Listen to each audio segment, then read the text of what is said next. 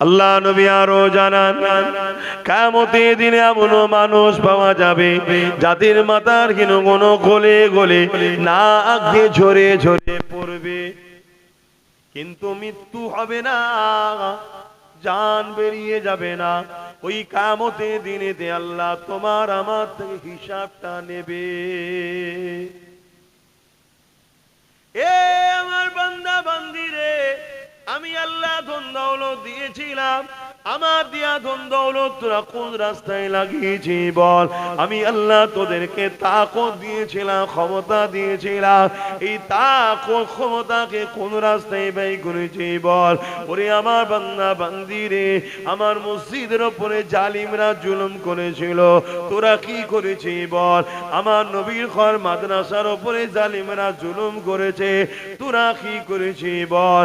ওরে আমার বান্দা বান্দিরে, আমার দিনের উপরে সন্ত্রাসীরা বারবার আঘাত দিয়েছে, তার প্রতিরোধ তোরা কি করেছি বল। আমার বান্দা অসহায় গরিবদের উপরে যখন জালিম সন্ত্রাসীরা জুলুম করেছে, আমার অসহায় গরিব বান্দাদের পাশে তোরা দাঁড়িয়েছিলিস কি বল। মনে রাখবে কিয়ামতের দিনে একটা বান্দাকে আল্লাহ উঠাবে, উঠিয়ে বলবে বান্দারে আমাকে হিসাবটা দে। বান্দা বলতে লাগবে আল্লাহ পাক, আমি দুনিয়া জমিনে অনেক অন্যায় করেছি, অনেক ভুল করেছি, অনেক গুনাহ করেছি, আল্লাহ আপনি আমার হিসাবটা নেবেন না, সবার সামনে আমাকে অপমান করবেন না, আপনি আমাকে গোপনে গোপনে জাহান্নামে দিয়ে দিন। আমার আল্লাহ পাক বলবে বান্দারে লা তাখনাতু মির রাহমাতিল্লাহ, আমার রহমত থেকে নিরাশ হয়ে যাস না রে বান্দা।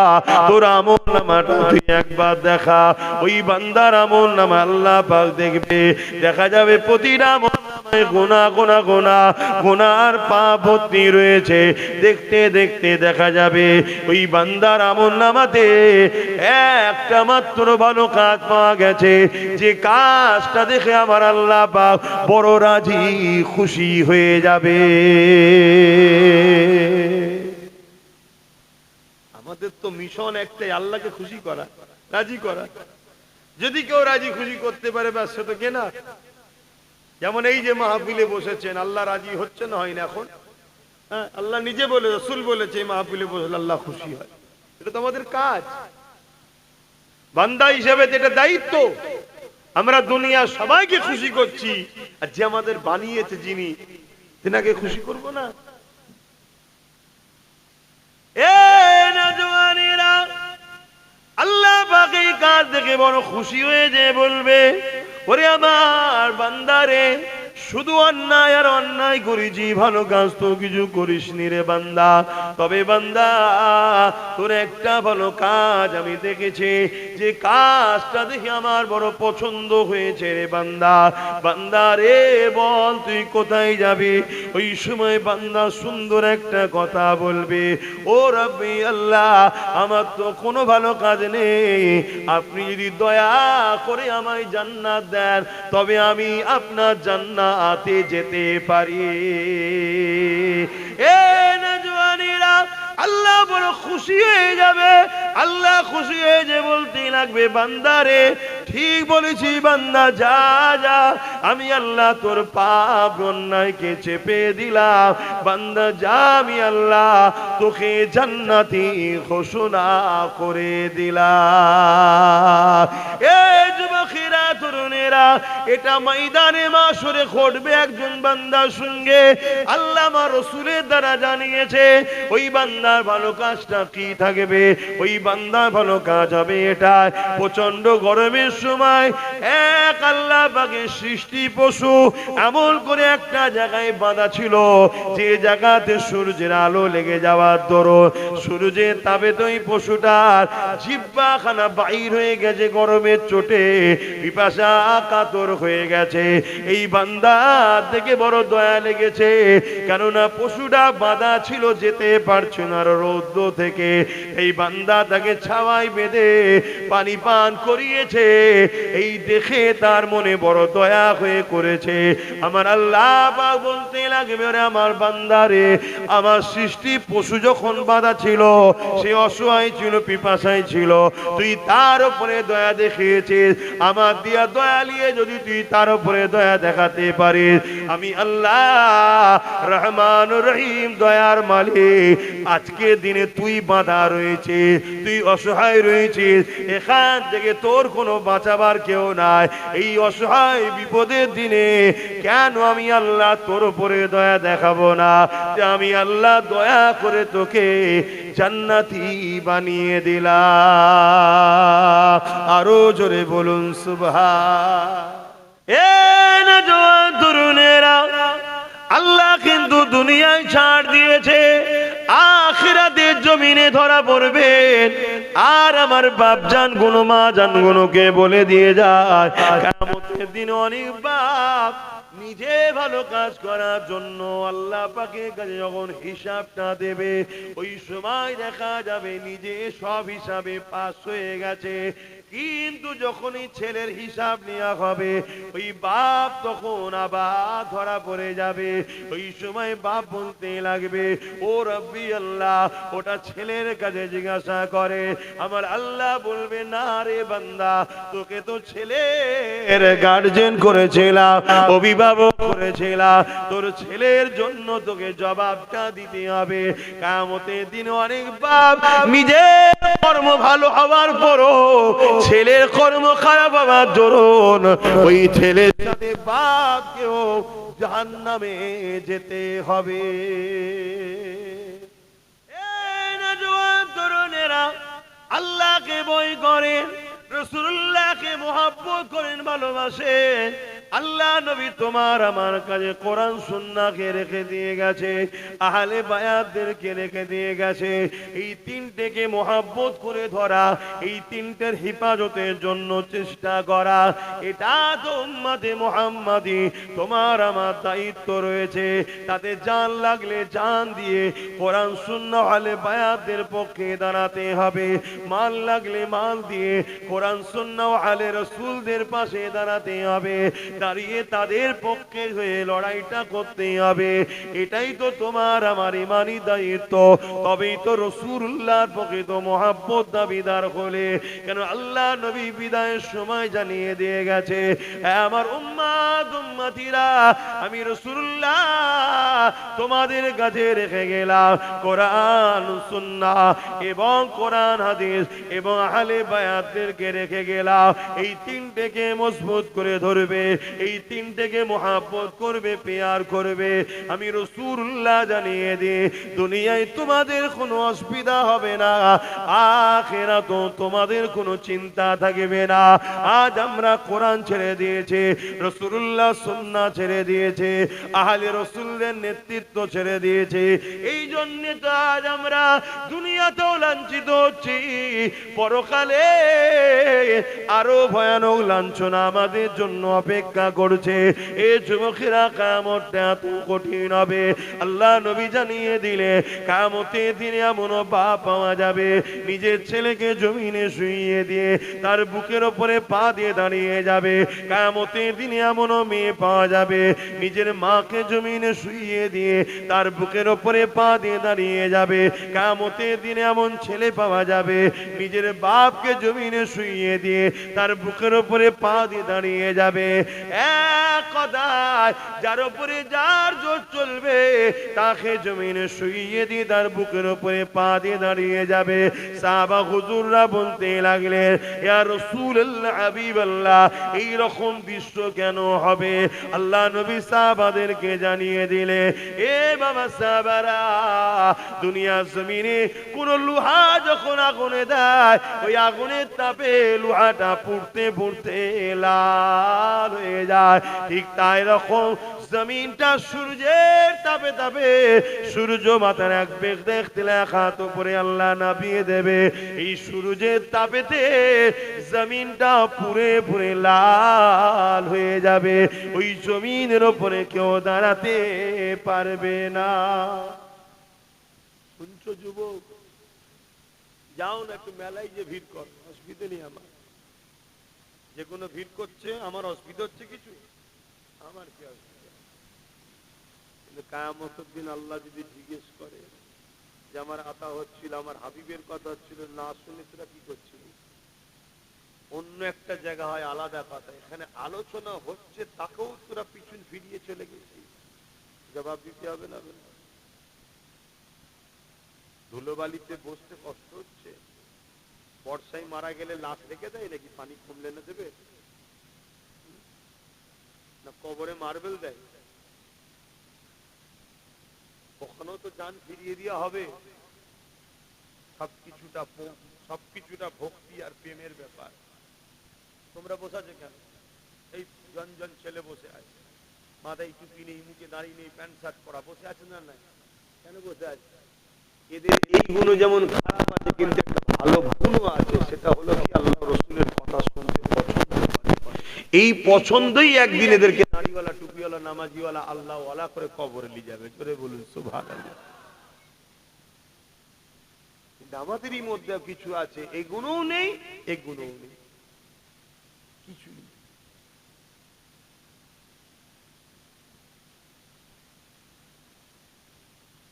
আমরা গল্প বলছি না আলেমরা।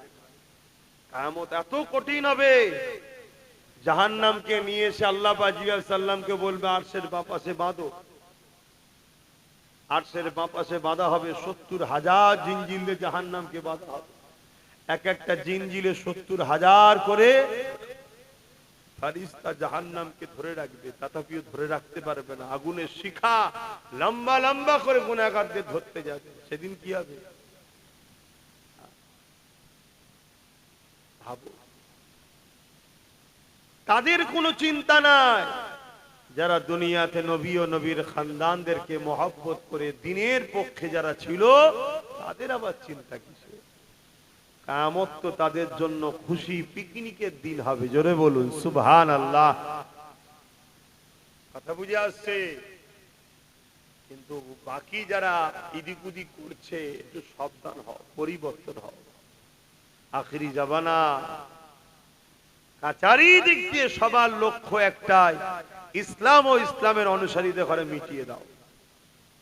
তার জন্য প্রয়োজন হয় গান দাও, খরচ করো, ফাংশন দাও, খরচ করো, মেলা দাও, জুয়া দাও, লটারি দাও, মদ দাও, মুসলিম এলাকা দেখে দেখে করো, যাতে করে এর মধ্যে জড়িয়ে যায়। কেন এর মধ্যে জড়ালে তবেই তো আল্লাহ ও রসুল ওদের উপরে নারাজ হবে। আল্লাহ রসুল যদি নারাজ হয়ে যায়, ওদেরকে যখন আমরা মিটাবো, মারবো, তখন ওরা সাহায্য আল্লাহর পক্ষ থেকে পাবে না। আর যদি আল্লাহ রসুলের সঙ্গে থাকে, তাহলে বদরে ৩১৩ জন তো কি হয়েছে? বিজয় আমাদেরই হয়েছিল, আল্লাহর সাহায্য আমরাই পেয়েছিলাম। জোরে বলুন সুবহানাল্লাহ। বোঝো, আমরা তোমাদেরকে নিয়ে এসে বুঝাই চেষ্টা করি, জোর করি নাকি মানতে? না, চেষ্টা করি। ভালো লাগলে মেনে নেবে, কামিয়াবি হয়ে যাবে। আর না হয় ঠকতে হবে, ভুগতে হবে। আল্লাহ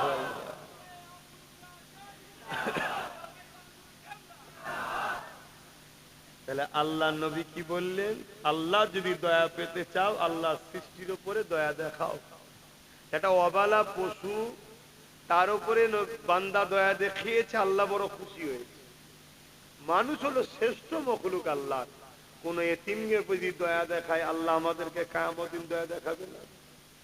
কিন্তু আমরা এতিমের উপরে দয়া দেখাই না, এতিমকে লুটা হয়। আমি লুটি না, কিন্তু কেউ লুটলে তার বিরোধিতা না করি, তার মানে সাপোর্টই তো করলাম। কি আমার কথায় হ্যাঁ কি না বলবেন? অন্যায় কেউ করছে দেখে আমি তাকে রুকিনি, তার মানে তার অন্যায়কে সাপোর্টই তো করলাম।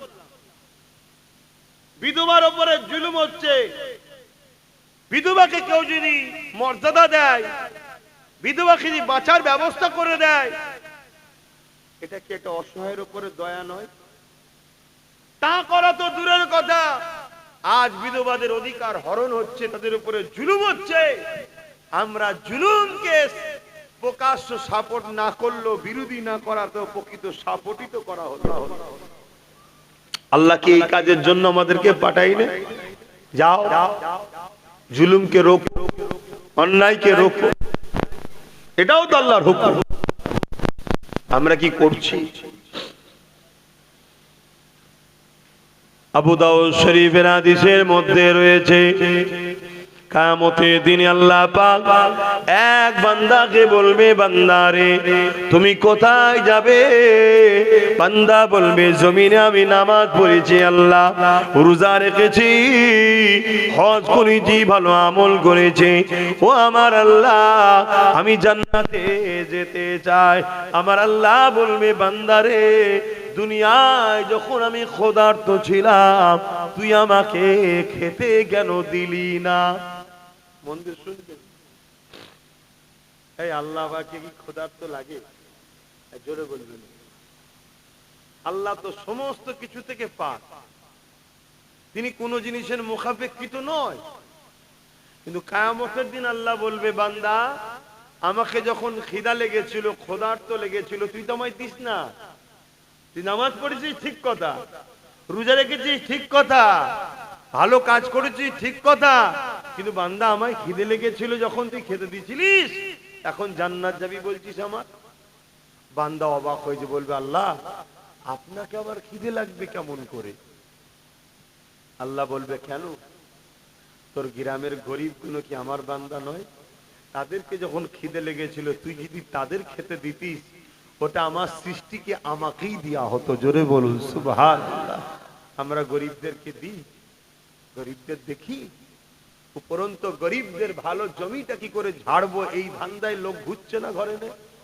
আর যারা এই ধান্দায় ঘুরছে তাদের বিরুদ্ধে আমরা লড়াই করি, তার মানে তাদেরকে সাপোর্টই করলাম। তো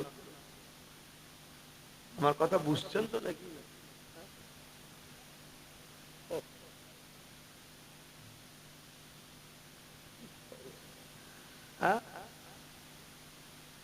বন্ধ করো সব।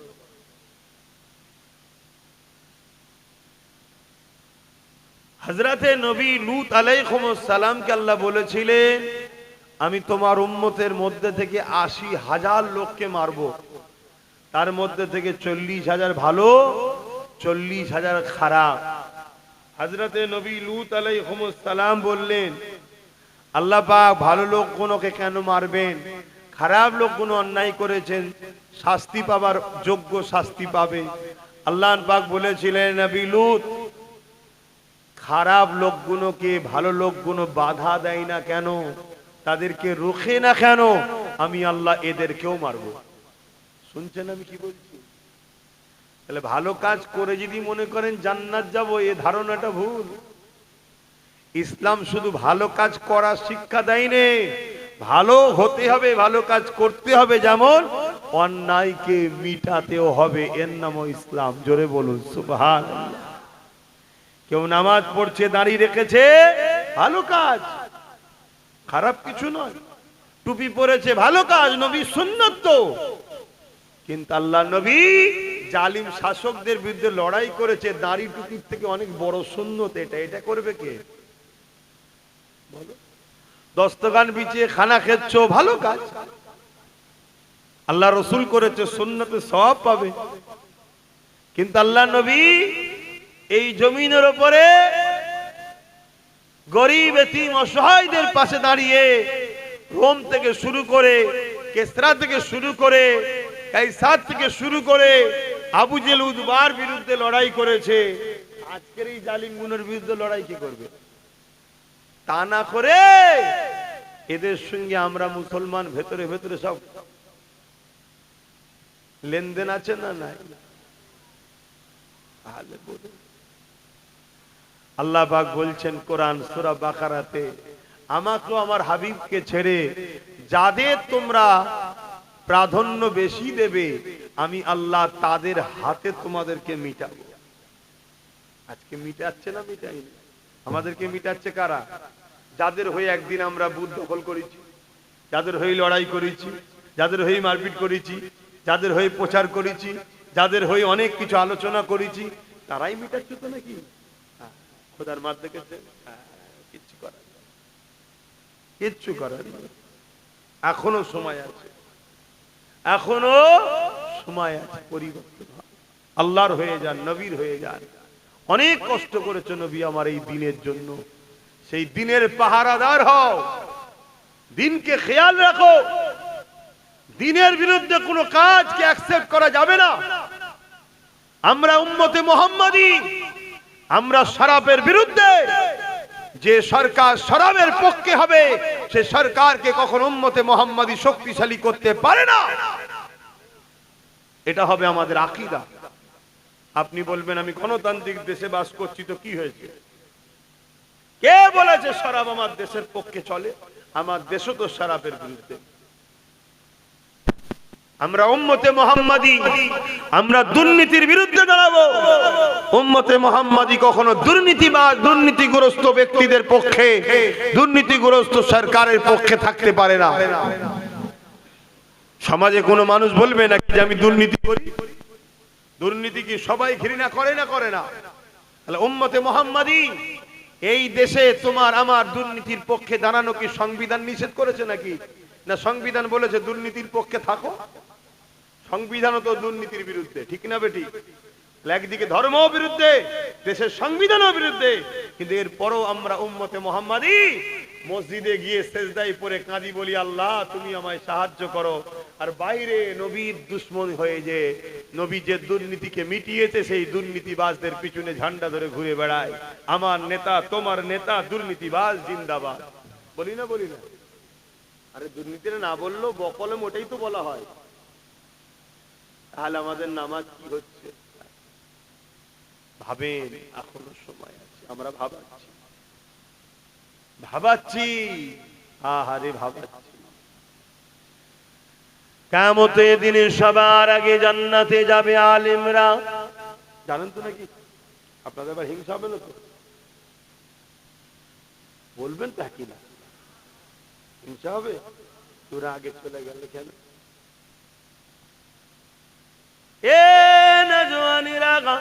আবার কিয়ামতের দিন সবার প্রথম জাহান্নামে যাবে আলেমরা।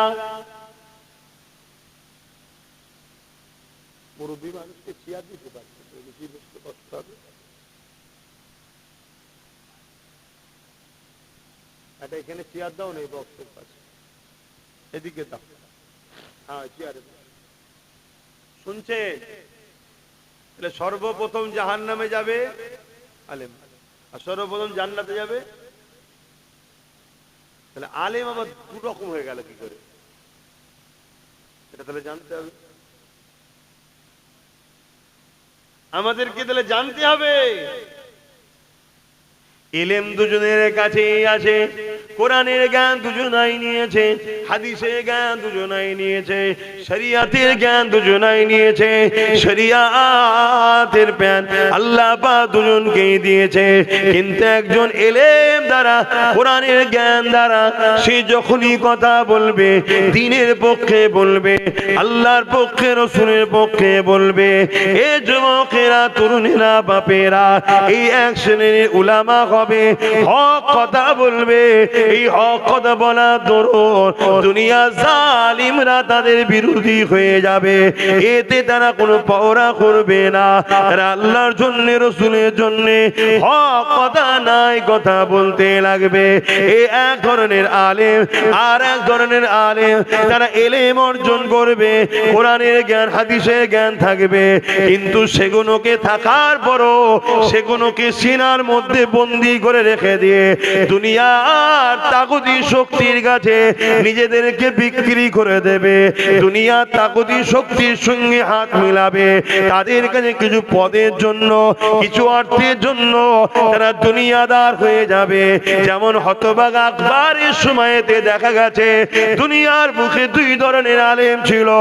এক ধরনের আলেমেরা দুনিয়ার জমিনেতে আকবরের অর্থ নিয়ে আকবরের রাজপ্রাসাদে ছায়াতলে বসে আকবর আকবরকে সাথে করে নিয়ে তার অর্থে লোভেতে অর্থ নিয়ে কোরআনের বিরুদ্ধে একটা কিতাব লিখেছিল। ওই কিতাবটার নাম হলো দ্বীন-এ ইলাহি। কারা লিখেছিল? প্যান্ট শার্ট পরা দাড়ি চাচাগুলো। প্যান্ট শার্ট পরা দাড়ি চাচা নিজে ডুবছে, কাউকে ডুবাইনি। আর মৌলী সাহেব যখন বিগড়ে যায় সমাজকে ডুবায়। কথা বুঝে আসছো তো নাকি? এজন্যে ভয় এইগুলোকে নিয়ে নয়, ভয় উলামা যদি বিগড়ে যায়, আবার এইগুলো কাউকে বাঁচাতেও পারে না। যদি ভালো হয় শুধু নিজে বাঁচবে, আর উলামা যদি ভালো হয়ে যায় আবার সমাজকে বাঁচিয়ে দেবে। জোরে বলুন সুবহানাল্লাহ। তাহলে উলামার যেমন সম্মানও আকাশ ছোঁয়া, আর যদি বিগড়ে যায়, আল্লাহ নবী বলেছে আসমানের নিচে জমিনের উপরে সব থেকে নিকৃষ্ট হবে একদল উলামা। মানে চতুষ্পদ সোর খিঞ্জিরের থেকেও খারাপ। শুনছেন তো নাকি? আমি আবার জাহান্নামের কুকুর বলেছিলাম বলে কিছু উলামার গায়ে লেগেছিল। আমি তো জানি না বাপ তাদের গায়ে লাগার কারণ কি। তো যাক, আমি ওই দিকে যাচ্ছি না আজকে। আমি যে কথা বলছি, তাহলে হতভাগা আকবর দ্বীন-এ ইলাহি কোরআনের বিরুদ্ধে বার করেছিল। তাতে লিখার সহযোগিতা করেছিল কে? আলেমরা। আর দ্বীন-এ ইলাহির বিরোধী করে বন্ধ করেছিল কারা? নেতৃত্ব দিয়েছে কে? আলেম। দ্বীন-এ ইলাহির বিরোধী যিনি করেছিলেন হযরত মুজাদ্দিদ আল-ফিসানি রাহমাহুল্লাহ, তিনি দ্বীন-এ ইলাহির বিরোধী করেছিল। এই যুবকেরা, তরুণেরা, এর জন্য আকবর মুজাদ্দিদ আল-ফিসানির বিরুদ্ধে অনেক দুনিয়াদার মুফতি মাওলানাকে লাগিয়ে দিয়েছিল। তারা দিন রাত ধরে মুসলিম সমাজের মধ্যে ডিবেট তৈরি করেছে, মুসলিম সমাজের মধ্যে বিভাজন করেছে, মুসলিম সমাজকে বুঝিয়েছে মুজাদ্দিদ আল-ফিসানির বিরুদ্ধে নানা রকম প্রপাগান্ডা চালিয়েছে। কারণ আকবর ওই দুনিয়াদার উলামা গুলোকে অর্থ দিত, মাইনে দিত, তাদেরকে পুষে রেখেছিল। আর মুজাদ্দিদ আল-ফিসানি আল্লাহ পাকের সাহায্যে কোটি কত মানুষকে নিয়ে তাদেরকে সাথে করে নিয়ে আকবরের বিরুদ্ধে লড়াই করে গেছে। এই লড়াইয়ের শেষ পর্যায়ে বিজয় আল্লাহ কাকে দিয়েছিল জেনে নাও। বিজয় আল্লাহ দিয়েছিল আল্লাহর ওলি মুজাদ্দিদ আল-ফিসানিকে। আল্লাহ বিজয় দিয়েছে। কিন্তু অনেক জুলুম হয়েছে হুজুরের উপরে, এমনি এমনি হয়নি। অনেক জুলুম, জেলে পর্যন্ত হুজুরকে ঢুকিয়ে দিয়েছে। সব ইতিহাস তো জানো না? ইতিহাস জানো? এই যে আজকে নতুন একটা আবহাওয়া উঠছে না, একদল আলেমরা জালিম নেতাদের দিকে আছে না নাই? আমি নাম ধরে বলছি, বর্তমান এখনো একদল মুফতি মাওলানা মমতার সাথে আছে, আছেন না নাই? এগুলো সব শয়তান মার্কা মৌলী সাহেব। কেন এ প্রকাশ্য ইসলামের বিরুদ্ধে গেছে না যায়নি? হ্যাঁ, আগে ছিল না, আলাদা কথা। এখন যখন শয়তান ইসলামের বিরুদ্ধে চলে গেছে, আর শয়তানের সাথ কি আলেমরা দিতে পারে? আগে যখন বিরোধী করেন দুনিয়াবি স্বার্থে চলো, কেন বড় শয়তানকে রুকার ব্যাপার ছিল তখন কি? এখন বড় শয়তান ছোট শয়তান মেয়েকে সব এক শয়তান হয়ে গেছে। ও আইন করা শয়তান, এই আইনকে সাপোর্ট করা শয়তান। কথা বুঝে আসছে না? না তো সেই জায়গায় সেদিনও ছিল, এটা নতুন নয়, এগুলো জানতে হবে। আর না হয় আমরা ওয়াজ করলে, বিরোধী করলে আপনারা তখন ভুল বুঝবেন আমাদেরকে। আর যখন ইতিহাসগুলো জানবেন তখন ভাববেন আরে ব্যাপার বুঝার আছে। যেমন ব্রিটিশ এদেশে ছিল, জানেন তো? ব্রিটিশরা জালিম ছিল না? ছিল না? কত বড় জালিম ছিল! আমার ভারতের ধন দৌলত তো চুরি করে নিয়েই গেছে। আমার ভারতের ধন দৌলত, সোনা দানা, হিরে জহরত, দেশে যা ছিল সব তো নিয়ে পালিয়ে গেছে। উপরন্তু আমার ভারতবর্ষের নাগরিকদের রক্ত পিলিন্টিতে বার করে ইংল্যান্ডে লিজে বিক্রি করেছে। শুনছেন কি কুচুলুম করেছে? তাহলে আজকে আবার একদল আমার দেশে লোক আছে, সব পুরাতন আগে যারা ব্রিটিশদের আগে যারা এই দেশ চালিয়েছিল তাদের বিরুদ্ধে বলে, ব্রিটিশদের বিরুদ্ধে বলেনি। ব্রিটিশরা মনে এদের দুলা ভাই হয়। কথা বুঝে আসছে না? যদি আমার দেশের বিরুদ্ধে কেউ জুলুম করে থাকে, সে যাই হোক তার বিরুদ্ধেই বলতে হবে, ঠিক না বেটি? তবে তো তুমি দেশপ্রেমিক, তবে তুমি দেশপ্রেমিক। তো সেই জায়গায় ব্রিটিশরা এই জুলুম করেছিল, ব্রিটিশদের এই অত্যাচারে সেই সময়ে এই ভারতবর্ষে বড় বড় উলামারা, তার মধ্যে বসিরহাটের বড় মাওলানা, ইনিও ব্রিটিশদের বিরুদ্ধে কথা বলেছে, দাদা হুজুরও ব্রিটিশদের বিরুদ্ধে কথা বলেছে, আরো বড় বড় কেফায়েতুল্লাহ থেকে শুরু করে আরো বড় বড় উলামারা, আব্দুল আজিজ মুহাদ্দিস দেহলভী রাহমাতুল্লাহ থেকে শুরু করে ব্রিটিশদের বিরুদ্ধে লড়াই করা, যুদ্ধ করা ঘোষণা দিয়েছে। কিন্তু আবার ওই ব্রিটিশরাই অনেক উলামাদের ঘরে বন্দী করেছে, বন্দী করে আন্দামান, কালাপানি, সেলুরা জেলেতে খাটিয়েছে। আবার ওই ব্রিটিশরাই একদল উলামাকে মাসি ভাতা বেতনও দিত। এই শুনছেন তো নাকি? তাহলে ব্যাপারটা কি? ব্যাপারটা কি? একদল আলেমকে ব্রিটিশ মাইনে দিচ্ছে, আবার একদল আলেমের বিরুদ্ধে ব্রিটিশ লড়াই করছে। এখানে বুঝার ব্যাপার আছে না? না। হ্যাঁ, আজকেও একদল আলেমকে আজকের ব্রিটিশরা তোষামত করছে, প্রোগ্রাম করলে ডাকে, আবার মৌলভী সাহেব প্রোগ্রাম করলে ব্রিটিশকে ডাকে, আছে না? না, মুখে মুখ দিয়ে কি গুজুর গুজুর করে নিল, নিয়ে সব ঠিক আছে, দেখতে হবে, খুব ভালো, হ্যান ত্যান সব সেটিং হয়ে গেল। কথা বুঝে আসছে? আমরা বাকিগুলো সব সেই ঘরে গিয়ে চলো মাঠে যে নিরতে হবে, এটা হাঁ করা থাকলে হবে, একটু জাগো। এতদিন চাকরি বাকরি গেছে, পড়াশোনা গেছে, এবারে ঈমান যাবার সময় এসে গেছে, জাগো। এই না জওয়ান তরুণেরা, উলামা দুই ধরনের, এই জন্য আল্লাহ রসুল বলে দিলেন খায়রুল উলামা শাররুল উলামা। একটা মন্দ উলামার একটা ভালো উলামা। ভালো উলামা যারা হবে কিয়ামতের দিনে তাদেরকে আল্লাহ বেহিসাব জান্নাতি করে দেবে। শুধু তারা বেহিসাব জান্নাতে যাবে তা নয়, কিয়ামতের দিনে যখন আল্লাহ পাক হাক্কানি উলামা দেওয়াকে জান্নাতি ঘোষণা করে দেবে, ওই সময় তারা যখন জান্নাতের দিকে যেতে লাগবে, ওই সময় একদল বান্দা বান্দিরা তাদেরকে দাঁড় করিয়ে দেবে। এ আল্লাহ পাক, উলামা বান্দারা কোথায় যাচ্ছে? না, আল্লাহ আমাদেরকে জান্নাতে যেতে বলেছে, আমরা জান্নাতে যেতে লেগেছে। ওই সময় ওই আল্লাহর বান্দা বান্দি গুলো বলতে লাগবে, কি রকম কথা আপনারা বলছেন? আমাদেরকে বাদ দিয়ে কেন জান্নাতে যাবে? আপনারা দুনিয়াতে ওয়াজ করতে আল্লাহ নবী বলেছিলেন আল মারউ মা মান আহাব্বা, দুনিয়ায় যে যাকে মহব্বত করে সে তার সঙ্গে জান্নাতে যাবে। দুনিয়া জমিনে আপনাদেরকে পেয়ার করেছি, আপনাদের মাহফিলে গেছি, আপনাদের ডাকে সাড়া দিয়েছি, আপনাদের হ্যাঁ হ্যাঁ বলেছি, আপনাদের নায়ে না বলেছে, আপনাদের জন্য লড়াই করেছে। এ আল্লাহ পাকের আলেম বান্দারে, আপনারা বলেছেন যে যাকে দুনিয়ায় ভালোবাসবে তার সঙ্গে জান্নাতে যাবে। আজ আপনারা জান্নাতে যাচ্ছে, আমাদেরকে বাদ দিয়ে কেন যাবে? আমাদেরকে তো সাথে নিয়ে যেতে হবে। ওই উলামা বান্দা কোন আল্লাহ পাকের কাছে আরজু করতে লাগবে, ও রব্বি আল্লাহ পাক, আপনার হাবিবের হাদিস আমরা শুনিয়েছি, বুখারীর মধ্যে রয়েছে। এক গ্রাম্য মানুষ রাসূলুল্লাহকে এসে জিজ্ঞাসা করলো, ইয়া রাসূলুল্লাহ, হাবিবাল্লাহ, কিয়ামত কবে হবে? আল্লাহ নবী বলেছিলেন মাআদাত তালহা, এ বাবা ছেলে কিয়ামতের জন্য কি করেছো বাবা? ওই ছেলেটা বলতে লাগলো, ফাকামাদাত তুলআ কাসীরা সালাতি ওয়া সিয়ামি, ইয়া রাসূলুল্লাহ, হাবিবাল্লাহ, বেশি বেশি নামাজ রোজা করতে পারিনি, ফরজ ওয়াজিব সুন্নতে মুআক্কাদা দো করেছি, ইল্লা মিন নাফসি, ইয়া রাসূলুল্লাহ, হাবিবাল্লাহ, তবে আমি আমার জানের থেকে বেশি, আমি আমার অন্তরে, আমার কলবে আল্লাহ ও রাসূলকে মহব্বত করি।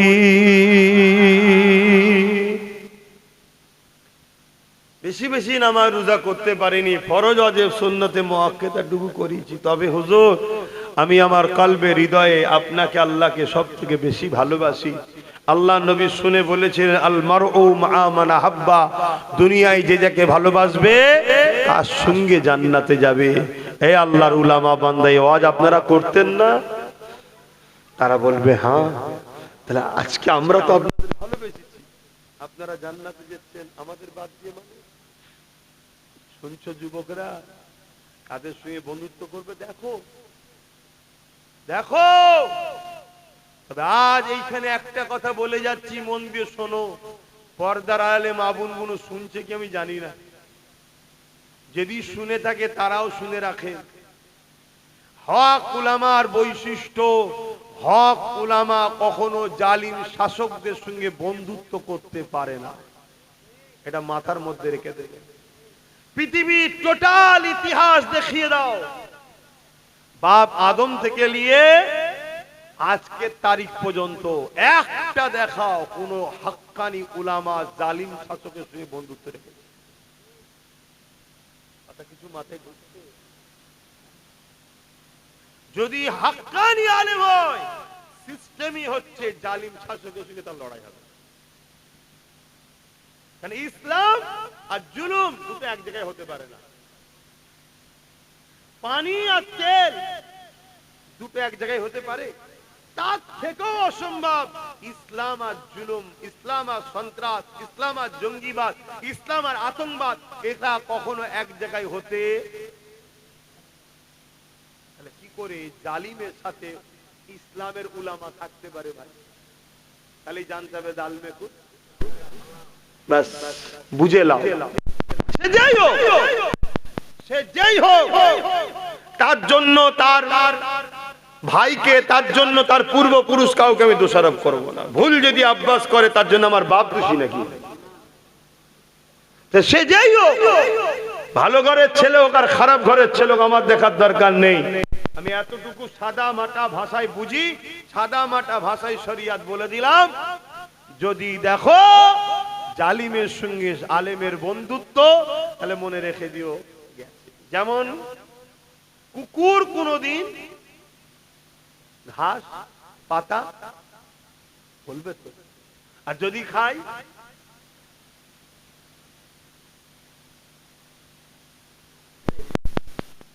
তোমরা জানো না, কুকুর যদি কোনদিন পাতা খায় ঘাস খায় জানবে ওর পেট খারাপ হয়েছে তাই খাচ্ছে। দেখেছো কখনো? যখন পেট খারাপ হয় ওকে আল্লাহ দেখুন অবলা তো দিয়ে জোর বুদ্ধি দিয়েছে আল্লাহ, এই পাতাটা খেলে ওর পেট খারাপ ভালো হয়ে যাবে, ওই জন্য তখন পাতা খায় ওষুধ হিসাবে। তাহলে কুকুর ঘাস পাতা যদি কোনোদিন খায় জেনে নিতে হবে এর পেট খারাপ হয়েছে। ঠিক তেমনি আলেম উলামা মুফতি যখন জালিম নেতার সঙ্গে বসে কিছু ভিক্ষা নেবে, জানতে হবে এ জালিম মুফতি মাওলানার ঈমান খারাপ হয়েছে। এটা মাথায় রেখে দিও, এটা জেনে লিও। যেখানে সেখানে হাত দিয়ে বসে যাওনি বাবা, আখেরি জামানা। ইসলামকে মিটাবার জন্যই মাদ্রাসা তৈরি করা হচ্ছে, তুমি জানো? বলো বলো, হ্যাঁ কি না বলবে তো। ব্রিটেনের মাটির তলায় খ্রিস্টানরা মাদ্রাসা করেছে কি জন্য? মুসলমান হওয়ার জন্য? খ্রিস্টানদের বাচ্চাদের মৌলী সাহেব করে শিখাবে বলে না, ইসলামকে মিটাবার জন্য তারা মাদ্রাসা করেছে। পৃথিবী বিখ্যাত বড় মাদ্রাসা করে ব্রিটেনের মাটির তলাতে জঙ্গলের ভেতরে করে বসে আছে। সেখান থেকে তারা তাদের সন্তানদের, অবৈধ সন্তানদেরকে বড় বড় হাদিস কোরআনের বড় বড় পণ্ডিত বানাচ্ছে, তাদেরকে মুসলিম অধ্যুষিত এলাকায় পাঠিয়ে দেওয়া হচ্ছে। তারা মুসলমানদের মধ্যে থেকে দাড়ি টুপি নামাজ রোজা সবকিছু দেবে, ঘুরিয়ে ফিরিয়ে রাসূলুল্লাহ শান মর্যাদাকে ছোট করে কাফের বানাবে। তোমার হোশ আছে কি প্ল্যান চলছে? তোমার আমার বাংলাতে, তোমার আমার দেশেতে অনেক মাদ্রাসা তৈরি করছে আরএসএস বিজেপিরা, তুমি জানো? এদিকে আমরা দেখছি তারা মাদ্রাসা ভাঙছে, আবার আবার তৈরিও করছে। কি ব্যাপার? মাদ্রাসা ভাঙছে ওই মাদ্রাসা কোন যে মাদ্রাসায় আমেনা লালের শিক্ষা দেওয়া হয়, ওই মাদ্রাসা কোন তো এদের আবাদ হয় যে মাদ্রাসায় দেখানো হবে কোরআন হাদিস, কিন্তু তার ব্যাখ্যা মানে পড়ানো হবে তাদের মন গড়া। তোমার আমার খেয়াল আছে কি চলছে এখানে দুনিয়ায়? আমার কথা নিতে পারছো তো না? আবার আমার বিরুদ্ধে চলে যাচ্ছে। বোঝো বোঝো, গল্প বলছি নি আমি। এই যে ব্রিটেনের তলায় মাদ্রাসা, এই যদি প্রুফ চাও আমার কাছে প্রুফও আছে। কথা বুঝে আসছে? খেয়াল করে দেখো, বোঝো। একটা মাদ্রাসায় এরা বলছে জঙ্গি তৈরি হয়, আবার ইরাই মাদ্রাসা খুলছে। তুমি জানো একটা কারণ, এই কারণ দেখাবে কোরআন, দেখাবে হাদিস, কিন্তু এর মন গড়া মানেটা ওদের মতো হবে, ওদের মতো মানে হবে, যে মানেটা কোন ইমাম মুস্তাহিদদের সঙ্গে মিলবে না। এবার তোমরা সাধারণ মানুষের কোনো ধরার ক্ষমতা আছে? তাহলে কিভাবে আমাদেরকে শেষ করার প্ল্যান চলছে? আজকে ছেলেরা বাপরে বাপ সব ফেসবুক হুজুর ধরেছে, ফেসবুক হুজুর, ইউটিউব হুজুর ধরেছে। এই হুজুরটা বুঝলি বিরাট বড় হুজুর। এই হুজুরটা আরে পৃথিবীর বিরাট বিরাট জায়গা থেকে পড়ে এসছে। তুমি সাধারণ মানুষ কি বোঝো? হ্যাঁ, সেই হুজুরের ফ্যান ফলোয়ার হয়ে গেছো, হুজুর হুজুর করে পাগলা হয়ে যাচ্ছ। আর হুজুর অজ করতে করতে বলছে হযরতে মাওলা আলী নাউজুবিল্লাহ নামাজ পড়ার সময় শরাব পান করে নামাজ পড়েছিল, সূরা ভুল পড়েছিল। শুনছেন? এই কথাটা মানলে ঈমান থাকবে। তোমার অনেক হুজুর শিখাচ্ছে না শিখাইবে? তুমি হুজুর হুজুর করে পাগল হচ্ছ। তোমার হুজুর ইউটিউবে বক্তব্য দিচ্ছে কি নবীরা সব ভিখারির বাচ্চা ছিল। এই কথা মানলে ঈমান থাকবে? কি চলছে বুঝতে পারছো? আর সেই সব মাদ্রাসাগুলোতে সেই সব হুজুরদের কাছে রাতের আড়ালে সব গাড়ি ঢুকছে, রাতের আড়ালে ঢুকছে, ঢুকে সব দিয়ে এসছে চালাও চালাও। কেন? ওদের কাজ নামাজ দাও, দাঁড়ি দাও, টুপি দাও, সব দেবে, শুধু বিয়াদব তৈরি করো। বিয়াদব, সাহাবাদের বিয়াদব, ওলি আউলিয়াদের বিয়াদব, নবী শানে বিয়াদব। এই বিয়াদবের ঈমান থাকে? আমার কথা শুনছেন তো নাকি? তাহলে বলেন কোন দিকে যাবেন? এক তো প্রকাশ্য মুদি আমাদেরকে মারার জন্য ছুটছে, কথা বুঝে আসছে না? নাই এদিকে যদি বা একটু দরদি ছিল সেজে গুজে ওরে সর্বনাশ, এই যে কি ভেতরে যে রেখেছিল মনের মধ্যে এখন তা প্রকাশ হচ্ছে, ঠিক তো নাকি? হ্যাঁ, কিন্তু আমি অনেক আগে থেকে বুঝাচ্ছি যে কুরবানির পশুর মতো এ বানছে, ও জবাই করবে। মিলছে তো আজকে? তো যাই হোক, এরা আবার ডাইরেক্ট আমাদেরকে ঝেড়ে দিতে চাইছে। আবার যদি মলি সাহেব পীর সাহেবের কাছে যায়, তারাও আবার ছুরি নিয়ে বসে আছে আমাদের ঈমান কাটবে বলে। তা যাবে কোথায়? হাই আল্লাহ! এই জন্য নবী বলেছিলেন আখেরি জামানায় হাতের তালুতে আগুন রাখার থেকেও ঈমান বাঁচানো বড় কষ্টকর। এমনি নবী বলেছেন আখেরি জামানা হাতের তালুতে আগুন রাখার থেকেও ঈমান বাঁচানো বড় কষ্টকর। কি করে বাঁচবে? 41 দিন তাহাজ্জুদের নামাজ পড়ো, পরে দরুদ শরীফ পড়তে পড়তে আল্লাহর কাছে ফরিয়াদ করো, আল্লাহ আপনার হাবিবের দিদার নসিব করেন, আর আপনার হাবিব দ্বারা আমাকে জানিয়ে দেন যে আমি কার পিছনে থাকব। কথা বুঝে আসছে? তোমার দায়িত্ব, তোমাকে বাঁচতে হবে। এজন্য তো ইলম শিক্ষা করা ফরজ করেছিল। তবে বাংলার মানুষ জাবারান মুজাদ্দেদ দাদা হুজুরকে মজবুত করে ধরে। বসিরহাটের বড় মাওলানা আল্লামা রুহুল আমিন সাহেবের কিতাব, মুফতি আজম মেজর হুজুর পীর কেবলার কিতাব, আল্লামা নিসারউদ্দিন সাহেব হুজুরের কিতাব, এগুলো সব বাংলায় বেরিয়েছে। একটু ঘরে রাখো, পড়ো। আখিরি জামানা, না হয় ধ্বংস হয়ে যাবে। আখিরি জামানা, ঈমান বাঁচাও। শরীরে কোনো বিমার হলে ডাক্তার দেখাচ্ছ, সামান্য সুস্থ হবার জন্য, ঈমানটা বাঁচাবার জন্য চেষ্টা করবে না? একটু বুঝার চেষ্টা করো। তো যাক, এলোমেলো ভাবে কিছু কথা বললাম, কেউ কষ্ট পেলেন না তো? আসুন একটু সালাত ও সালাম দিই। ইয়া নবী সালাম,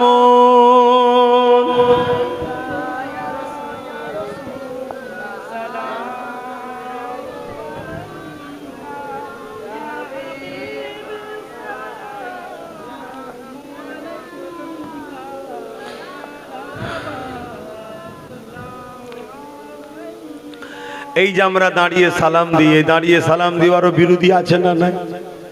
যারা বিরোধী করে চরম অন্যায় করছেন আপনারা।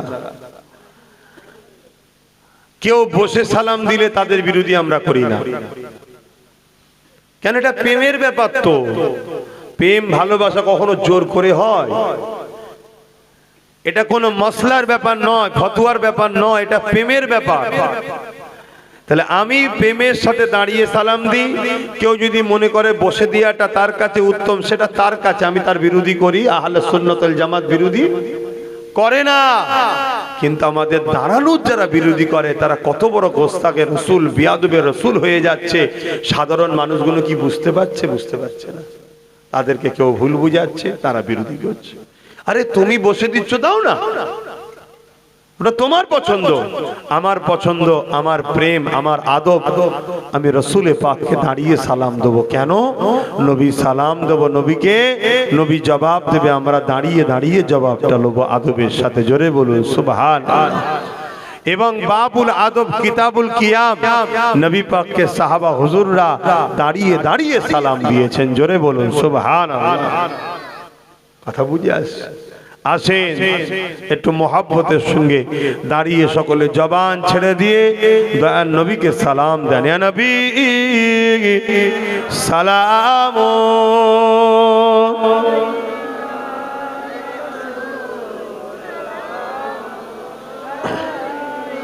ইয়া হাবিব সালাম, সালাম।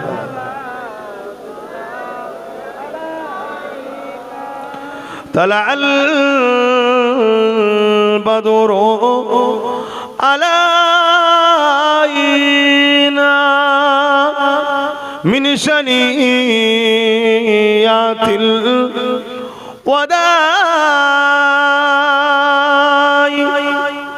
وجب الشكر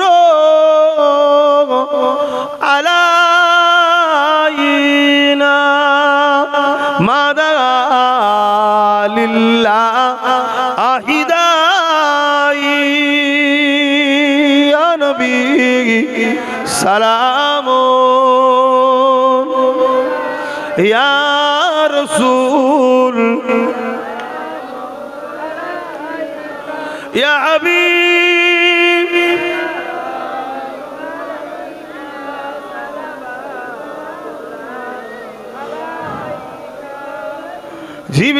জিবরাইল দিলে এই যে আওয়াজ, খুলে দাও আসমানের দুয়ার, এসেছেন নবী ঈদের সরদার, করিতে আল্লাহ আরো দিদার। ইয়া নবী সালাম, ইয়া রাসূল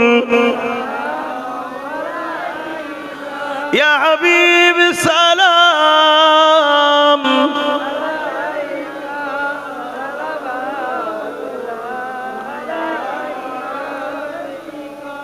আল্লাহ আমাদের সালামকে কবুল করেন, বোন আল্লাহুম্মা আমিন। হুজুরের দরবারে আল্লাহ আমাদের হাজিরি দিয়া তৌফিক দি, বোন আল্লাহুম্মা আমিন। একটা ছোট্ট কথা আপনাদের কাছে আলোচনা করছি, সকলে একটু বসেন, সকলে বসেন। বালাগাল উলা বিকামালিহি, না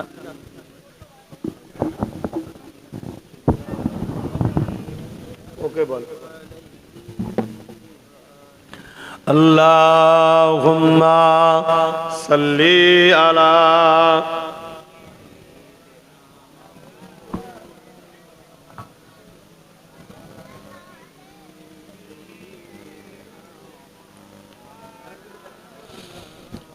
বাপজান আমার, আমি নলেজ সিটি করছি, খবর পেয়েছেন তো? স্কুল চলছে। আপনাদের কাছে একটা কথা বলছি, মন দিয়ে শোনেন। কারো যদি জানা এতিম কোনো বাচ্চা থাকে একটু যোগাযোগ করাবেন। ওই এতিম বাচ্চাকে থাকা খাওয়া পড়া জামা কাপড় সবকিছু দিয়ে আমি তাকে পড়াতে চাই, যাতে করে এই বাচ্চাটা প্রতিষ্ঠিত হয়। তার বাপ হয়তো আমার ভাই, আল্লাহর হাওয়ালায় চলে গেছে, যদি কি হয়েছে আমি চাচা হিসাবে ভাইপোকে পড়াবো, সম্পূর্ণ খরচ দিয়ে আদ্যে তাকে বাচ্চাকে আমি পড়াবো। যদি কারো কোনো জানাশোনা এতিম বাচ্চা থাকে অবশ্যই যোগাযোগ করাবেন। আজ আমরা গরিবের পাশে এতিমের পাশে সরে যাওয়ার দরুন তার ঠিক মতো শিক্ষা না পাওয়ার জন্য আমাদের ছেলেরা খারাপ দিকে চলে যাচ্ছে। হারা তোর শীতের কাপড় নেই নাকি? তুই ভাবে বুঝাচ্ছিস কেন? ঠান্ডা লাগে না? যত ঠান্ডা আমার গায়ে লাগছে, কি ঠান্ডা লাগছে বাবা রে। তোর কি দরকার? এনারা তো দোকান টোকানতে ভালো নিচ্ছে আমার দোকানদারের কাছে। তো ভাইরা আমার, আরেকটা কথা বলে যাচ্ছি, আমি প্রায় জায়গায় কথাটা বলছি, এখানেও বলছি। কেন সব জায়গায় তো মা বোনরা যায় না, তাদেরও জানা দরকার, ঠিক তো নাকি? আমার নামে অনেক মিথ্যাচার হচ্ছে, আমার ফটোকে অনেক এআই করা হচ্ছে, আমার ওয়াজকে অনেক এডিট করা হচ্ছে। 30 সেকেন্ডের বক্তব্য, 50 সেকেন্ডের বক্তব্য, 1 মিনিটের বক্তব্য ছেড়ে সমাজের কাছে একটা আমাকে খারাপ করার প্ল্যান চলছে। কারা করছে? জালিমরা, অত্যাচারীরা, মুনাফিকরা করছে। যেমন একটা বক্তব্য সামান্য ছোট্ট করে কেটেছে, আব্বাস সিদ্দিকী বলছে টিএমসি কে ভোট দিলে ঈমান চলে যাবে। শুনেছেন আপনারা? তাহলে ওইটুকু তো বক্তব্য আমার নয়। আমি এর আগেও বলেছি, পরেও বলেছি, পুরোটা দেওয়া দরকার তো নাকি? পুরোটা দেয়নি কেন? পুরোটা দিলে সবাই জেনে যাবে সত্যি টিএমসি কে ভোট দিলে ঈমান চলে যাবে, ওই জন্য পুরোটা দেয়নি। এবং পুরোটা দিলে আব্বাস সিদ্দিকীকে বদনাম করা যাবে না, এজন্য শুধু ওইটুকু কেটেছে, কেটে ছড়াচ্ছে। আমি বিষয়টা একটু খোলাসা আপনাদের কাছে করতে চাইছি। করার অধিকার আছে তো নাকি?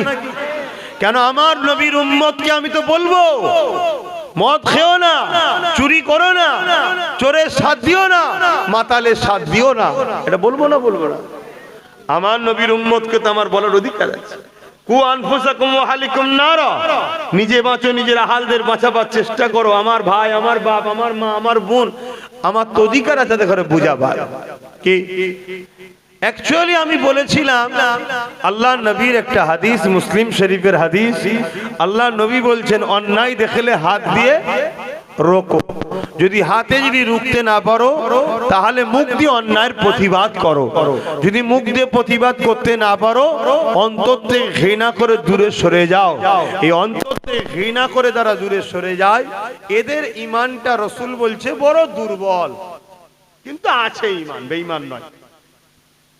অর্থাৎ অন্যায় দেখলো হাত দিয়ে রোকো, যদি এই গুণ না থাকে মুখ দিয়ে প্রতিবাদ করো, যদি এই গুণও না থাকে অন্তর থেকে ঘৃণা করে দূরে সরে যায়। তিনটে গুণের মধ্যে কোনোটা যদি না থাকে তার মধ্যে ঈমান নেই। এটা হচ্ছে রাসূলুল্লাহর হাদিস, মুসলিম শরীফ। বিজেপি সরকার ওয়াকফ কালা কানুন করে মসজিদ, মাদ্রাসা, কবরস্থান, ঈদগাহকে ধ্বংস করতে চাইছে, হ্যাঁ কি না? আওয়াজ দিয়ে বলবেন এটা ঠিক করছো না অন্যায় করছো? রাসূলের হাদিস অন্যায় দেখলে হাত দিয়ে রোকো, যদি হাত দিয়ে রুখতে না পারো মুখ দিয়ে কেন্দ্র সরকারের প্রতিবাদ করো, তা না করতে পারো অন্তর থেকে ঘৃণা করে সরে যাও, তা না করে কোনো মুসলমান যদি তাদেরকে কেন্দ্র সরকার বিজেপিকে ভোট দেয় ঈমান থাকবে? এটা আমি প্রথম বলেছি, এটাকে দেয়নি, এটা কেটে দিয়েছে। এইটা দিলে আব্বাস সিদ্দিকীকে কি করে প্রমাণ করবো যে আব্বাসের সাথে বিজেপির সম্পর্ক আছে? এটা দিলে তো প্রমাণ হয়ে যাবে যে না ও তো বিজেপির বিরুদ্ধে। এই জন্য মুনাফিকরা দেয় না। কত বড় এটা চিটিং বাস, চিন্তা করুন। কথা মাথায় ঢুকছে? এক নম্বর। দ্বিতীয় নম্বর, আমি বলেছি এই কেন্দ্র সরকারের বিরুদ্ধে আন্দোলন করব আমরা, আর কেউ যদি বলে দিল্লি চলে যাও, সে নাই করলো না অন্যায় করলো? এটা অনেক আগের কথা। এখন তো শুধু দিল্লি চলে যাও বলেনি, এখন নিজেই দিল্লিওয়ালার সঙ্গে মহব্বত করে ফেলেছে, তার আইনকে মেনে নিয়েছে। মেনেছে না মানে? তাহলে আইন করছে, আইনকে লাগু করছে, দুজনে এক না আলাদা? তাহলে ওকে ভোট দিলে ওর কি বলে, ওর বিরুদ্ধে যেমন অন্যায় দেখলে রুখতে হবে, এটা অন্যায় না অন্যায় নয়? রুকা দরকার আছে না নাই? তাহলে রাজ্য সরকারের বিরুদ্ধে হাত দিয়ে লড়তে হবে, যদি হাত দিয়ে না পারেন মুখ দিয়ে প্রতিবাদ করতে হবে, তা যদি না পারেন অন্তর থেকে ঘৃণা করতে হবে। তা না করে কোনো মুসলমান যদি এই ওয়াকফের দুশমন রাজ্য সরকারও একে যদি ভোট দেয়, তার ঈমান থাকবে? আমি এটা বলি, আমি বলেছি কি কোরআন শেষ হয়ে যাবে কেউ যদি বলে সে ঠিক বললো না অন্যায় করলো, তাহলে তার বিরুদ্ধে হাত দিয়ে লড়তে হবে না হবে না? মুখ দিয়ে প্রতিবাদ দরকার আছে না নাই? অন্তর থেকে ঘৃণার দরকার আছে না নাই? তা না করে যদি তাকে যদি কেউ ভোট দেয়, তার ঈমান থাকবে? আমি এটা বলি। এগুলো বলার পরও আমি বলেছি, এরপরও তোমাদের যদি কেউ মনে হয় যে না সবই ঠিক আছে, এরপরও একে দরকার, যদি দরকার যদি হয় তোমাদের কোনো মুসলমান, আমার দরকার, আমার এদের কাউকে দরকার নেই, আমার জন্য আল্লাহ রসুল যথেষ্ট, আলহামদুলিল্লাহ। তাহলে এদেরকে ক্ষমা চাইতে বলো, একে বলো যে আমি যা বলেছি দিল্লি চলে যাও, বা আইন সাপোর্ট করেছি, বা কোরআন শেষ হয়ে যাবে, বলা ভুল করেছি, আমায় ক্ষমা করে দাও। শুনছেন তো নাকি? আমি এটাও বলেছি, কিন্তু সে সব কিছু দেয়নি, শুধু দিয়েছে এইটুকু, আব্বাস সিদ্দিকী বলেছে টিএমসি কে ভোট দিলে ঈমান চলে যাবে বলে একজন বুজুর্গ সাথে আমার ওয়াজকে সেটিং করেছে। তিনি বলছে ভোট দেয়া যাবে, আমারটা বলছে দেয়া যাবে না। আরে বুজুর্গ যার কথা বলছো, তিনি কবে বলেছিল ভোট দেয়া যাবে? যখন এ কোরআন শেষ হয়ে যাবে বলেনি। যখন বলেছিল 10,000 মাদ্রাসা দেবো, তখন বুজুর্গ বলেছিল যদি ভালো কাজ হয় দে। শুধু অনেকেই ভোট দিয়েছিল, এখানে অনেকে আজকে ভোট দিয়েছে, দিচ্ছে না তাই না? এই কথা বলেন। কিন্তু আজকে জিজ্ঞেস করো তো দেবে কি? আজকে জিজ্ঞেস করো, কোন ইমানদার বলতে পারে না দেবো। আজকে জিজ্ঞেস করলে একটাই কথা বলবে, আর না এ মুখপুরীর মুখ আর দেখবো না। বলবে না? বলবে না কেন? আমার কোরআন শেষ হয়ে যাবার কথা বলেছে, এ মসজিদ মাদ্রাসা ওয়াকফের দুশমন, অতএব সাথ দিলে ঈমান থাকবে না। শুনছেন তো নাকি? আরেকটা কথা, কেন্দ্র সরকার জালিম হ্যাঁ কি না? জোরে বলে, রাজ্য সরকার জালিম হ্যাঁ কি না? দুর্গাপুরে বোলডুজার দিয়ে মাদ্রাসা ভাঙলো, যে মাদ্রাসা ভাঙে ও কি আল্লাহর ওলি না জালিম? তাহলে রাজ্য সরকার জালিম না জালিম নয়? আল্লাহ নবী বলছেন কেউ জালিম জানার পরও কোন মুসলমান যদি তাকে সহযোগিতা করে শক্তিশালী করার দরুন, আল্লাহ রসুল বলছে সেই ইসলাম থেকে বেরিয়ে যাবে। মেসকা শরীফের হাদিস, যে ইসলাম থেকে বেরিয়ে যায় তার ঈমান আছে? আমি তো এইগুলো বলি। এতে আবার কিছু মোল্লা মলি সাহেবের অ্যালার্জি, তাহলে জানতে হবে ও মুনাফিক বেঈমান এদের কাতারে। শুনছেন তো? হ্যাঁ, কথা তো আর আমার বাপের বলিনি, কথা তো আল্লাহ রসুলের বলেছি। যদি মনে হয় না আপনি ভুল করছেন, ভুল বলছেন, তাহলে আসেন না, আমি তো রোজ বলছি একটা ব্রিগেডে ডাক দেন, উভয় পক্ষ যায়, আপনি সরকারের মলি সাহেব হয়ে আসবেন, আমরাও দেখব, আমরাও দেখব আজকের আবু বকর, আজকের হতভাগা আকবরের দালাল কারা, আমরাও দেখব আজকের ব্রিটিশদের দালাল কারা, আজকে আমরাও দেখব এজিদের দলে কারা। সেদিনে এজিদের দলে মুফতি মৌলানা হাফেজ ছিল না? ছিল না? 13,000 ছিল। কত? 13,000। আমার হোসাইন পাক মাত্র 72 জন। 25,000 লোক নিয়ে এসছে হোসাইন পাকের বিরুদ্ধে লড়াই করবে। এই 25,000-এর মধ্যে 13,000 ছিল হাফেজ আলেম মুফতি মৌলানা। শুনছেন তো? তাহলে হাফেজ মুফতি মৌলানা দেখে কুরবানি হয়ে যাবার ব্যাপার নেই, দেখতে হবে কোন কাতারে, এজিদের কাতারে না হোসাইনের কাতারে, এটাকে দেখতে হবে। আজকে এজিদ আছে না নাই? এজিদ কাকে বলে? যে জুলুম করে, যে অত্যাচার করে, যে বদমাইশ, যে লম্পট, যে শরাবি। আমাদের রাজ্য সরকার কি শরাব ব্যবসা করে না করে না? কথা বলে এটি এজিদ। এই কথা বুঝছেন না? বুঝেন না? তাহলে এজিদের সাথ দিয়ে আর তুমি মলি সাহেব বলছে আমি হোসাইনি, এটা মুনাফিকি নয়? তাহলে এই মুনাফিকদের হাত থেকে জাতিকে বাঁচাবার জন্য বুঝাবার দরকার আছে না নাই? এজন্য আমি বুঝিয়েছি, এজন্য বুঝিয়েছি। এবার আমার কথা যারা নিতে পারবার নেবে, যারা নিতে পারবার নাই নেবে না, কিন্তু আমার দায়িত্ব আছে না? হ্যাঁ, দায়িত্ব পালন করছি। এখন বলুন, আমার কথায় কেউ কষ্ট পেলেন? আমার সঙ্গে কারা সহমত হাত তুলে দেখা? মারহাবা, নারে তাকবীর, নারে জিহাদ। তাহলে একদিকে ওয়াকাবের দুশমন দিদি মুদি, আর একদিকে ওয়াকাবে বাঁচাবার জন্য নবী বংশের আওলাদ সুপ্রিম কোর্টে কেস করে লড়াই করছে। আপনারা কার সাথে, দিদি মুদির সাথে না নবী বংশের আওলাদের সাথে? কেন এই ওয়াকাব বাঁচাতে চাইছে? কথা মাথায় ঢুকছে? তাই জন্য আপনাদেরকে এই কথাগুলো বলে গেলাম, সংক্ষেপ করছি।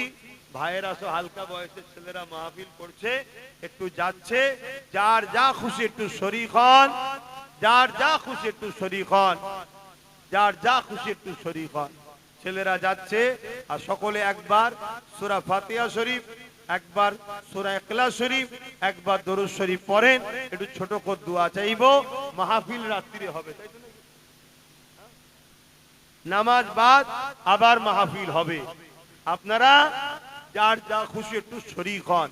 প্রতি শুক্রবার দিন আমি থাকি দরবারে, যাবেন আপনারা সকাল 10টা থেকে 12টা।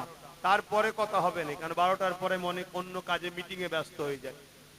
আর একটা কথা, আমার নলেজ সিটির বাৎসরিক দাতা হবেন আপনারা, সবাইকে বলে যাচ্ছে। কিসের? এই মাহফিলের। আচ্ছা, এই মাহফিলের জন্য ছেলেরা গেছে, যার যা খুশি দাও। আর প্রতি শুক্রবার সন্ধ্যে 7টা থেকে 7:30টার মধ্যে লাইভে বসি। এক এক শুক্রবার চেষ্টা করেও পারি না। আপনারা ফলো করবেন, ওই লাইভ গুলো দেখবেন। কিছু প্রশ্ন থাকলেও প্রশ্ন করবেন, উত্তর দেবো। আসেন একটু আল্লাহর দরবারে তওবা করি। বিসমিল্লাহির রহমানির রহিম। আল্লাহ তাআলা, আমি জানা অজানা, ইচ্ছা ও ইচ্ছা সকল গুনাহ হইতে তওবা করিতেছি। আস্তাগফিরুল্লাহ রাব্বি মিন কুল্লি যামবি ওয়া আতুবু ইলাইহি। আশহাদু আল্লা ইলাহা ইল্লাল্লাহ ওয়াহদাহু লা শারীকা লাহু ওয়া আশহাদু আন্না মুহাম্মাদান আবদুহু ওয়া রাসূলুহু। লা ইলাহা ইল্লাল্লাহ মুহাম্মাদুর রাসূলুল্লাহ সাল্লাল্লাহু আলাইহি ওয়াসাল্লাম। 5 ওয়াক্ত নামাজ পড়বেন, একমা রোজা রাখবেন, বাপ মার খেদমত করবেন, হালাল খাবেন, হারাম থেকে দূরে থাকবেন, বড়দের সম্মান, ছোটদের স্নেহ করবেন। মনে রাখবেন, আপনারা যে এই এক হচ্ছেন না, এই খবরটাও জালিমদের কাছে আছে না নাই? আপনাদের এই একটাকে টুকরো করার জন্য জালিমরাই দেখা যাবে তাদেরই দলেরই সূরাতে সকলে হয়তো মুসলমান, তাদেরই লোক তাকে হয়তো আমাদের সামনে পাঠিয়ে দিয়ে মুসলমানকে টুকরো করার প্ল্যান করবে। নতুন কিছু দল খুলিয়ে দেবে, দিয়ে আবার টুকরো টুকরো করে দেবে। এই পরিকল্পনা হলেও হতে পারে। শুনছেন তো নাকি? একটু সাবধান থাকবেন, কেন আল্লাহ নবী বলেছে, পাহাড় সরে গেছে বিশ্বাস করো, মানুষ পরিবর্তন হয়েছে সহজে বিশ্বাস করো না। আজকে হঠাৎ করে কেউ মুসলমান হয়েছে, ভালো কথা, আমার দলে এসেছে, ইসলাম কবুল করেছে, ভালো কথা, কিন্তু সঙ্গে সঙ্গে তাকে বলবেন ইমামতি করো,